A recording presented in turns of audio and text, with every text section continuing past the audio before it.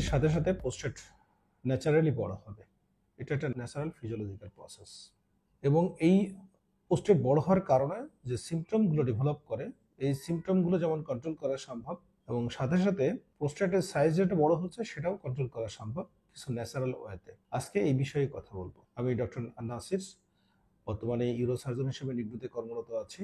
এখন আমরা আসি আমাদের মেন টপিকে। প্রথমে প্রোস্টেটের যে সিমটমগুলো আমরা কিছু লাইফস্টাইল মডিফিকেশন অর্থাৎ অভ্যাসগত পরিবর্তনের মাধ্যমে এটাকে কন্ট্রোল করতে পারি। অভ্যাসগত পরিবর্তনের মাধ্যমে আমরা কিন্তু সিমটম কন্ট্রোল করতে পারবো, কিন্তু প্রোস্টেটের সাইজটা আসলে ছোট করা সম্ভব না।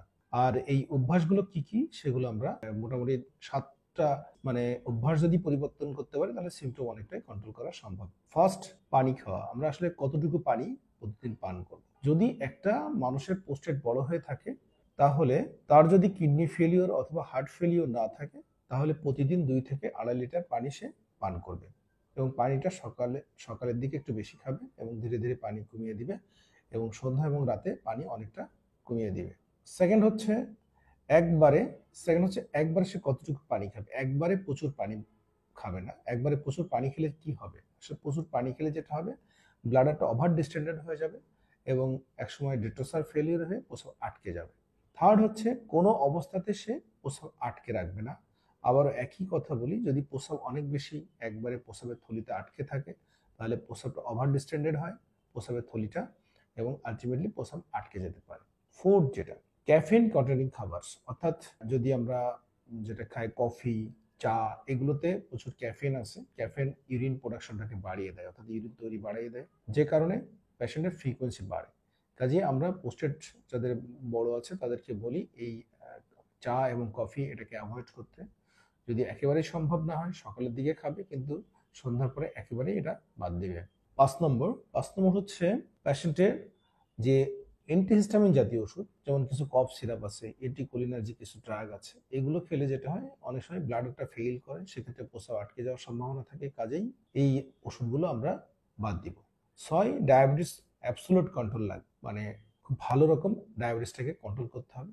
7 হচ্ছে ক্যাজুয়াল এক্সারসাইজ। ক্যাজুয়াল এক্সারসাইজটা করলে যেটা হয়, পেলভিক ফ্লোরের মাসল, অর্থাৎ প্রোস্টেট যেখানে অবস্থান করে তার নিচে যে মাসল থাকে সেটা পেলভিক ফ্লোরের মাসল। এই মাসলগুলো যদি এক্সারসাইজের মাধ্যমে স্ট্রেংথেনিং অর্থাৎ আরো শক্তিশালী করা যায় তাহলেও সিমটম কন্ট্রোল হয়। অর্থাৎ এই সাতটা আমি উল্লেখ করলাম, এই 7টা করলে আমাদের প্রোস্টেটের যে সিমটমগুলো হয় সিমটম অনেকাংশেই কন্ট্রোল করা সম্ভব। এখন আসি কিছু খাদ্য তালিকায় কিছু খাবারের পরিবর্তনের মাধ্যমে প্রোস্টেটের সাইজটা কিন্তু শ্রিঙ্ক করা অর্থাৎ ছোট করা সম্ভব হয়। আমরা জানি প্রোস্টেট বড় হতে মেনলি 2টা হরমোন কাজ করে, একটা টেস্টোস্টেরন আর একটা হচ্ছে ইনসুলিন। এখন ইনসুলিন হরমোন লেভেল যখন বডিতে বেড়ে যায় তখন তাকে বলে হাইপার ইনসুলিনেমিয়া, আর যখন এর লেভেলটা কমে যায় তখন বলে হাইপো ইনসুলিনেমিয়া। হাইপার ইনসুলিনেমিয়া যখন হয় তখন কি হয়, তখন প্রোস্টেটের সেলগুলোর পলিফারেশন হয় এবং আলটিমেটলি প্রোস্টেটটা বড় হয়।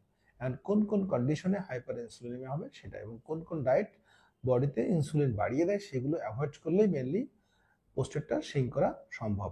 প্রথমে আসি আমরা সুগার খেলে যেটা হয়, ডাইরেক্ট এটা বডিতে একটা স্পাইক অফ ইনসুলিন সিনথেসিস হয়, তৈরি হয়, যেটার কারণে প্রোস্টেটের গ্রোথটা বেশি হয় এবং প্রোস্টেট বড় হয়ে যায়।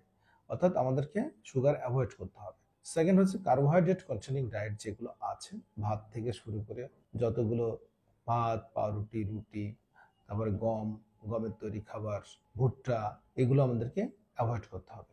থার্ড যেটা, সেটা হচ্ছে সয়া কন্টেনিং খাবার। সয়া এটা ইস্ট্রোজেনিক খাবার, এটা ইস্ট্রোজেন এবং টেস্টোস্টেরন লেভেলটাকে অল্টারেট করে দেয়, আলটিমেটলি প্রোস্টেটের গ্রোথ হয়। ফোর্থ যেটা, এটা হচ্ছে ভিটামিন ডি।